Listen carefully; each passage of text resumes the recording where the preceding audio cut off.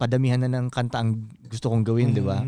Minsan, sa isang araw, ilang araw na nakakulong lang ako dun sa maliit na kwarto na yun. Manglalagkit na talaga ako. Tapos, parang napiling ko na sa ano ba tawag dun sa... Laboratorio? Hindi, yung sa kulungan, pag yung maliit lang yung window mo.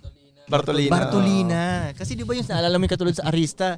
May ganun lang dun, di ba? Tapos ang break mo lang, yung titingin ka lang sa labas, tingnan mo yung tao. Oo, ang sigip ng kwarto mo dun niya. Diba, liit, balik doon. Oo. Payat pa ako nun, pero nasisipan ako dun, ha?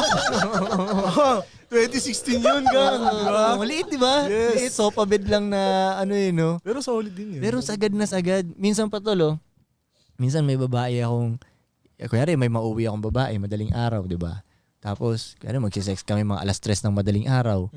Magugulat yan siya. Pagkatapos kasi ng sex, magbubukas agad ako ng laptop. Tapos magtatrabaho. O kaya kahit minsan nga 5:00 ng madaling araw, magbubukas ako ng laptop. Mag-i-edit na ako. Tapos yung babae, grabe ka naman.